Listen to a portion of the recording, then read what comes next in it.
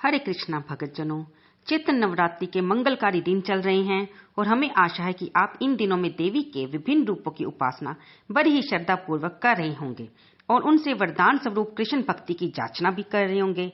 आज दिन वीरवार तृतीय नवरात्रि है और आज के दिन माता चंद्रघंटा की पूजा उपासना की जाती है। तो दोस्तों, स्वागत है आपका अपने ही YouTube चैनल कलयुग के चमत्कार संतों की वाणी में। आज की वीडियो में हम देखेंगे कि माता चंद्रघंटा से जुड़ी हुई पुरानी कथा क्या है और आखिर उनकी पूजा विधि कैसे की जाए।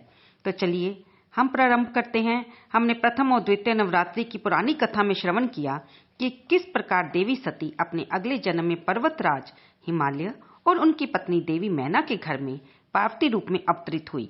जब उनकी आयु विवाह के योग्य हो गई, तब देव ऋषि नारद ने उन्हें भगवान शिव को प्रसन्न करने के लिए कठिन तपस्या के लिए कहा। तब देवी पार्वती ने नारद जी को अपना गुरु मानकर उनके आदेश को शिरोधार्य करते हुए लगभग 3000 वर्षों तक दुर्लभ तपस्या की, जिसके परिणाम स्वरूप महादेव उनसे प्रसन्न हुए और उनसे विवाह करने के लिए तैयार हो गए। सभी देवी देवताओं को विवाह का निमंत्रण भेजा गया और वे सभी कैलाश पर्वत पर एकत्रित हो गए।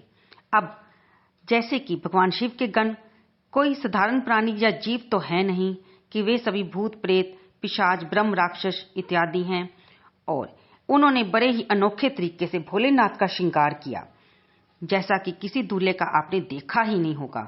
महादेव के सिर पर सुशोभित चंद्रमा उनका मुकुट बन गया, छोटे छोटे सर्प उनके कानों के कुंडल और बाजूबंद बन गए। भोलेनाथ की दिव्य देह पर भस्म का लेपन कर दिया गया, उन्हें बागंबर धारण करवाया गया, हाथ में त्रिशूल और डमरू शोभा पा रहे थे। और इस प्रकार से भोलेनाथ का वेश दूल्हे का नाम बनकर एक अवधूत का बनकर गया और वे नंदी पर सवार होकर अपने साथ भूतों प्रेतों की बारात लेकर पर्वतराज हिमालय के महल की ओर चल पड़े।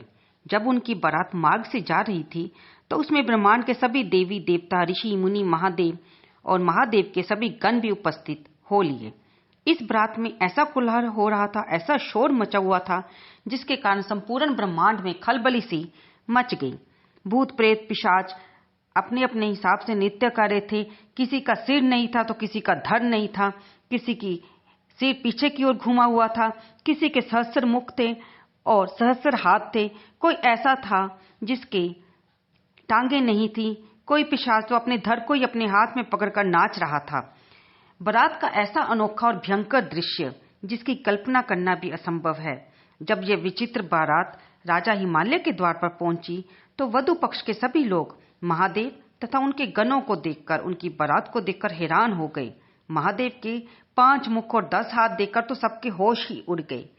पार्वती की माता मैना देवी इस संपूर्ण बारात को देखकर बेहोश हो गई और जब देवी पार्वती ने भी भोलेनाथ का ये भयंकर रूप देखा तो उन्होंने सोचा कि क्यों ना वे भी एक ऐसा रूप धारण करें जो उनके वर के समान मेल खाता हो। तो बस फिर क्या था, मां पार्वती ने इस समय जो अलौकिक स्वरूप धारण किया उसे ही देवी चंद्रघंटा के नाम से जाना जाता है। माता के स्वरूप में उनकी 10 भुजाएं हैं, जिसमें वे त्रिशूल, गदा, धनुष बाण, तलवार, कमल अंकुश, घंटी, कमंडल धारण करती हैं। तो महादेव के अनुरूप ही मां देवी चंद्रघंटा ने भी अपने मस्तक पर चंद्रमा धारण किया। उनके भी 3 नेत्र हैं, उनके गले में श्वेत पुष्पों की माला शोभायमान है और वे बाघ की सवारी करती हैं। देवी पार्वती ने माता चंद्रघंटा का स्वरूप धारण करके भगवान शिव से प्रार्थना की कि वे उनसे विवाह करने के लिए एक सुंदर राजकुमार का सौम्य रूप धारण करें, ताकि उनके परिवारजन उन्हें देखकर भयभीत ना हो और वे इस विवाह समारोह को अच्छे से संपन्न कर सकें। देवी पार्वती की प्रार्थना को महादेव ने स्वीकार किया और एक अत्यंत मनोहर और सुंदर राजकुमार का स्वरूप धारण कर लिया। इसके बाद भगवान शिव तथा देवी पार्वती का शुभ विवाह संपन्न हुआ। सभी देवतागण और ऋषि मुनियों ने पुष्प वर्षा की, आशीर्वाद दिया और इस प्रकार भगवान शिव और मां पार्वती का विवाह संपन्न हुआ। नवरात्रि के तीसरे दिन देवी चंद्रघंटा की पूजा आराधना की जाती है। इसके लिए प्रातःकाल सुबह जल्दी उठकर स्नान आदि कार्यों से निवृत्त होकर देवी के विग्रह की स्थापना कर उसे शुद्ध जल और पंचामृत से स्नान करवाना चाहिए। देवी को वस्त्र, कुमकुम, सिंदूर अर्पित करें। देवी को सफेद, कमल, लाल, गुड़हल के फूल अथवा गुलाब के पुष्पों की माला अर्पित करनी चाहिए। इनको भोग बनाने के लिए श्वेत पकवानों का चयन करें। माँ को दूध से बने हुए खाद्य पदार्थ पसंद है, इसलिए आप खीर का भोग लगा सकते हैं। माँ को शहद का भोग भी लगाया जा सकता है। आप माता के मंत्रों का इस दिन जाप करें। या देवी सर्वभूतेषु चंद्रघंटा रूपेण संस्थिता नमस्तस्यै नमस्तस्यै नमस्तस्यै नमो नमः।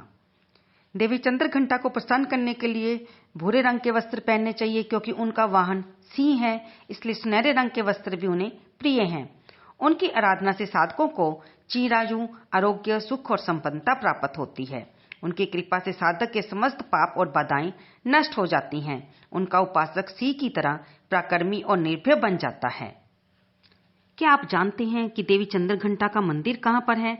माता को समर्पित एक विशाल मंदिर भारत के त्रिवेणी संगम में प्रयागराज में स्थित है, और एक मंदिर वाराणसी में स्थित है, जहां पर नवरात्रि के दिनों में भक्तों का तांता लगा रहता है।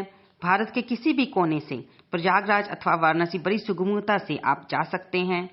और आपको माता की ये पुरानी कथा कैसे लगी, कृपया इसे अपने दोस्तों के साथ शेयर करें, लाइक करें और कमेंट बॉक्स में जय माता दी लिखना बिल्कुल ना भूलें। आपके द्वारा किया गया एक एक लाइक हमें मोटिवेट करता है, ताकि हम आपके सामने ऐसी सुंदर व्रत कथाएं लाते रहें। तो आप सबको नवरात्रि की बहुत बहुत शुभकामनाएं।